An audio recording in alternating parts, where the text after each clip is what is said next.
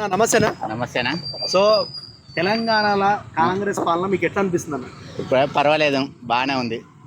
ఆ, ఎందుకంటే అప్పటి గవర్నమెంట్కి ఇప్పటి గవర్నమెంట్కి కొద్దిగా చాలా తేడా చూస్తున్నాం. ఎందుకంటే ఇప్పుడు ఎడ్యుకేషన్ పరంగా అయితే చాలా వరకు మార్పులు అయితే వస్తున్నాయి. ఇప్పుడు ఎందుకంటే ఒకప్పుడు ఉన్నప్పుడు అసలు గవర్నమెంట్ స్కూల్ అనేది అసలు ఎక్కడున్నాయో అసలు తెలియకపోతే ఇప్పుడు గవర్నమెంట్ స్కూల్ వచ్చినా కొద్దిగా అన్ని సౌకర్యాలు కూడా అన్నీ బాగా చేస్తుర్రు. ఇప్పుడు మళ్ళీ రేపటి నుండి కొద్దిగా ఫుడ్ అయినా పొద్దు స్నాక్స్ అయినా అన్నీ ఓపెన్ చేస్తున్నారు. అంతా బాగానే ఉంది. ఇప్పుడు స్టడీ విషయంలో అయితే పర్వాలేదు. ఇక మరి 6 హామీలు అనేది పెట్టిర్రు. సో ప్రతి హామీ ప్రతి ఇంటికి అందుతుందంటారా? ఇక్కడ అంటే కొద్దిగా సిటీలో అంటే కొద్దిగా తక్కువనే, కానీ ఊర్లలో అయితే బాగానే అందుతుంది. ఇప్పుడు గవర్నమెంట్ ఇందిరమ్మ ఇండ్లు అనేది కూడా చాలా మందికి ప్రతి ఊర్లో రాని ఊరు అనేది లేదు. ప్రతి డిస్టిక్లలో ప్రతి ఒక్క ఊర్లో వచ్చినాయి. ఆల్రెడీ మొన్న సెకండ్ విడత కూడా కొన్ని మళ్ళీ మంజూరు అయినాయి. పర్వాలేదు. ఇప్పటివరకే పేదవాళ్ళకైతే కొద్దిగా బాగానే ఉంది. ఇప్పుడు చాలా మంది చూసుకుంటే తులం బంగారం కానీ, మహిళలకు 2500 కానీ, లేకపోతే ఈ కరెంటు ఫ్రీ 200 యూనిట్లది చాలా మందికి రావట్లేదు అని చెప్తున్నారు. లేదు, ఇప్పుడైతే కొందరికైతే వస్తుంది. ఇప్పుడు గవర్నమెంట్ అన్నప్పుడు అందరికి చెందాలంటే కూడా చాలా ఇబ్బంది. 60-70% మాత్రం ఉచిత కరెంట్ 200 యూనిట్ల వరకు అయితే వస్తుంది. రావట్లేదు అన్నట్లే వస్తుంది. గ్యాస్ కూడా అది 500, అది కూడా సబ్సిడీ మళ్ళీ బ్యాంకులో పడుతున్నాయి డబ్బులు కూడా. కానీ ఇప్పుడు షాదీ ముబారక్ ఇదంటే కొద్దిగా ప్రాబ్లం ఏంటంటే గవర్నమెంటే చెప్తుంది. ఇప్పుడు ఎందుకంటే బడ్జెట్కు వాళ్ళ ప్రాబ్లం అయింది, అప్పులు ఉన్నాయి, ఇవన్నీ ఉన్నాయని ఆల్రెడీ చెప్తున్నారు. కాబట్టి ఇక మనం కూడా ఏం చేయలేము. అంటే 2.5 సంవత్సరాలు గడిచిపోయింది. గడిచినా కానీ 2.5 సంవత్సరాలే కదా. 2.5 సంవత్సరాలు అయితే రాను ఏమన్నా చేస్తారో తెలియదు. కానీ ఇప్పటివరకు అయితే ఎందుకంటే డబ్బుల్లో అని చెప్తూ ఉండే. అన్నీ ఇక మనం కూడా చూస్తూ కూడా మనం కూడా అడగాలంటే కూడా ఇబ్బంది. ఇప్పుడు ఎందుకంటే కొద్దిగా పేదవాళ్ళు అంటుంటారు కానీ అది నడుస్తుంటే చూడాలంతే. ఇప్పుడు రేవంత్ రెడ్డి గారు గెలిపించిన రైతుల్ని మోసం చేస్తున్నాడు అనుకో. రైతులు అంటే అది కూడా ఇప్పుడు ఎక్కడ చూడు మేము కూడా రైతులమే, రైతు పిల్లల బిడ్డలమే. మా వాళ్ళే కూడా ఇంకొక ఒడ్లు పోలేదు. ఎందుకంటే ఊర్లలో కూడా ఒడ్లు అనేది వేరే వేరే పంట వేస్తే బాగుంటుండే. వేరే పంట ఏం లేదు, నీళ్లు ఉండే వరకు మొత్తం ఒకరితో వరి అని పెట్టడం వల్ల గవర్నమెంట్ ఇప్పుడు ఏ మిల్లులో గోడాంలు అయితే ఫుల్ ఉన్నాయి. ఇప్పుడు అసలు మిల్లు దగ్గర పోతే ఒక్క రోజు వారం రోజులు రైతు తప్పంటారా? పండించిందంటే ప్రత్యామ్నాయం వేరే పంటకు వెళ్ళి పోవాలి.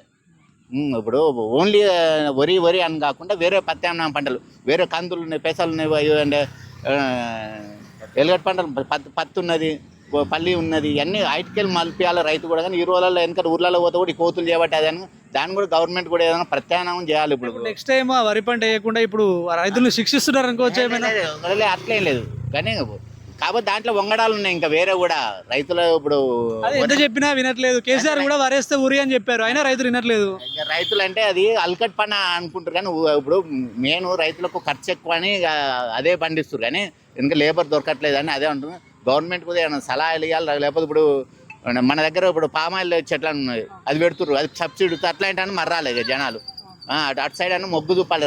గవర్నమెంట్ కూడా ప్రతి పంటకు ఇప్పుడు వ్యవసాయం అన్నప్పుడు వరి పండించినప్పుడు వరికే మద్దతు ధర కాకుండా వేరే ప్రత్యామ్నాయ పంటలు కూడా 1000 రూపాయలు అట్లా పెంచితే ఆటోమేటిక్గా చేంజ్ అవుతారు జనాలు. చేంజ్ కావాలని ఏ పంటకైనా మద్దతు ధర అనేది 1000 రూపాయలు ఎక్కువ పెంచాలి, ఆటోమేటిక్ అటు చేంజ్ అవుతారు. చాలా మంది ఏం చెప్తున్నారంటే రైతు బంధుకు కొంచెం లోటు రావట్లేదు, ప్లస్ ఇక్కడ ధాన్యం కొనట్లేదు. ఎందుకు రైతులు మాత్రమే ఇట్లా? చాలా మంది బాగా అన్ని స్కీములు బాగానే ఉన్న రైతులను ఎందుకు ఇబ్బంది పెడుతున్నారు? రైతులది అట్లే ఉంటుంది. ఇప్పుడు ఎందుకంటే వాహనాలు దొరకట్లేవు. పంట పండించినప్పుడు రైతులు అది పంట అనేది ఒకటేసారి వస్తుంది కాబట్టి అందరి దగ్గర ఒకటేసారి రావడం వల్ల అది ఇబ్బంది అవుతుంది. ఇప్పుడు స్టెప్ బై స్టెప్ ఇప్పుడు ఈ నెల వరకు వచ్చిన ఇంకో నెల ఇంకో పంట వచ్చేటట్టు ఉంటాను. అది వేరే వరి అనేది ఒకటేసారి వచ్చారు. గవర్నమెంట్ కూడా ఏకదం కొనాలంటే కూడా చాలా ప్రాబ్లం. ఇంతకన్నా మన ఇంట్లోనే ఉన్న 10 మందికి ఒకటేసారి ఫీజు మన ఇంట్లో 4 పిల్లలు ఉన్నారు, అందరికి ఒకటేసారి ఫీజు వచ్చింది అనుకో, ఒకటేసారి కట్టాలంటే ఎట్లా కడతాం? ఇప్పుడు మనమే స్కూల్లో పోయే సార్ వచ్చే నెల కడతాం, వచ్చే నెల సాలరీ పడ్డానికి పడతాం, లేకపోతే ఈ నెల మా పెద్ద అమ్మాయి కడతాం, నెక్స్ట్ నెల మా చిన్న అమ్మాయి కడతాం, ఇంకో అమ్మాయి, ఇట్లా విడతల వారికి ఉంటే అది కూడా బాగుంది. కానీ ఇక అంతా వ్యవసాయదారులకు అంతా ఒకసారి వచ్చారు, అదే మళ్ళీ ఇబ్బంది. ఇంతకుముందు బీఆర్ఎస్ పాలనకి ఇప్పుడున్న కాంగ్రెస్ పాలనకి తేడా అంటే ఏం చెప్తారు? చాలా తేడా ఉందండి. ఎందుకంటే ఇప్పుడు మనమే చూస్తున్నాం, కుత్బులాపూర్ ఏరియాలో ఇప్పుడు మనం ఉండేది ఇక్కడనే ఉన్నాం. ఏమైనా ఖాళీ స్థలం అవపడితే కథం ఆక్రమించుడు ఉండే, ఇప్పుడు అది లేదు. అది మాత్రం నేను ఎంత ఒక్క ఎమ్మెల్యే సంపాదించిన పైసలతోటి మన ఒక్కొక్క డిస్టిక్ గవర్నమెంట్ ఇల్లు మొత్తం కట్టివచ్చు. అంతగానో సంపాదించాలంటారా? ఏ ఎమ్మెల్యే దగ్గర పోదాము, ఎవరినైనా అడుగుదాం, అంతగానో సంపాదించారు. ఇప్పుడు ఉందా? అది లేదు. అంటే రేపు ఫ్యూచర్ తెలుస్తుంది. ఈ గవర్నమెంట్ ఒకవేళ ఉన్నా పోయినా తర్వాత ఇంకో 5 సంవత్సరాల తర్వాత తెలుస్తుంది ఏ గవర్నమెంట్. ఇప్పుడు ప్రతి ఊర్లో నేను ఎన్ని ఊర్లు చూస్తాను. నేను ఒక డ్రైవర్ని తెలంగాణ మొత్తం, తెలంగాణ ఆంధ్ర అంతా తిరుగుతా, అంతటా చూస్తున్నా. ప్రతి ఎమ్మెల్యే ఏం లేని ఎమ్మెల్యే కూడా కోట్లలో సంపాదించుడు. మళ్ళీ మీరు ఇంత చెప్తున్నారు కాంగ్రెస్ గురించి. సో ఈ గత 2.5 సంవత్సరాల్లో ఎవరికి రాని నెగిటివిటీ రేవంత్ రెడ్డి గారికి వచ్చింది. అంటే అది కంపల్సరీ. ఇప్పుడు రైతులు అనేది ఇప్పుడు 60% రైతులే ఉంటారండి. అంటే రైతులకు సంబంధించింది కానీ హైడ్రా అంటే అది ఇప్పుడు అంటారు పేదోడు అంటారు. కానీ ఇప్పుడు గవర్నమెంట్ దాంట్లో ఇప్పుడు నాలాల పక్కపండి ఉన్నారు. రేపు పొద్దున్న ఫ్యూచర్లో ఏమన్నా అయితే ఏమంటారు, గవర్నమెంట్ని అంటారా అనరా? అందుకొరకే గవర్నమెంట్ ముందు జాగ్రత్తగా ఆలోచిస్తుంది అంతే. ఇప్పుడు వాళ్ళకి ఇండ్లు కట్టిస్తా అని చెప్తూ కొంతమందిని కూడా చేంజ్ చేస్తూ ఉంది. చేస్తుంది, చేయట్లేదు అనట్లేదు, కానీ గవర్నమెంట్ చేస్తుంది, చేసే వరకు చేస్తూ ఉంది.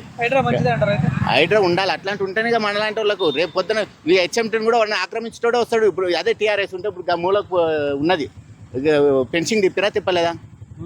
ఇప్పుడు ఎంత జగరూట సైడ్ మొత్తం పెన్షన్ చేసేసి ఆల్రెడీ. అదే ఇప్పుడు ఈసారి టీఆర్ఎస్ గవర్నమెంట్ ఉంటే సగం ఆక్రమించి దూరం అన్న డౌట్. అది మాత్రం కంపల్సరీ. ఎందుకంటే ఇక్కడ ఒక్క ఎకరం 100 కోట్లు అంటే 100 కోట్లు అంటే ఎకరం 100 కోట్లు అంటే ఎంత చెప్పండి, మీరే ఆలోచించండి ఒక్కసారి.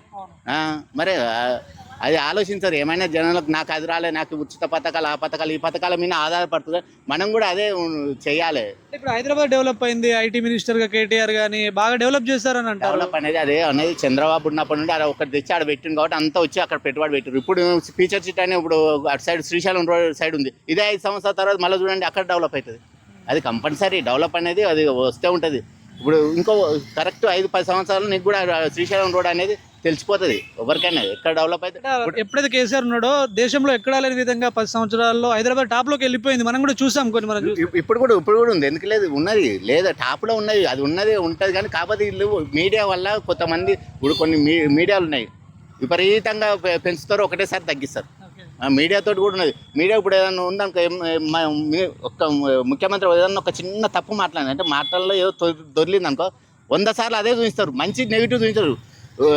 ఏమైనా వేస్ట్ ఏమైనా మాట్లాడింది అనుకో దాన్నే చూపిస్తారు అట్లా. కానీ ఇప్పుడు వాళ్ళకి మీడియాలో ఎక్కువ ఉన్నాయి, ఇంకా దీనికి లేదు అంతే. ఏం చెప్తారు?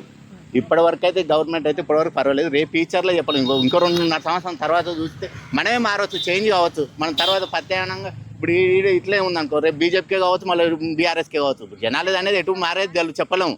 ఇప్పుడు నేను కూడా అంటున్నాను ఇప్పటివరకు అయితే ఉన్నది, తర్వాత మనమే మారవచ్చు.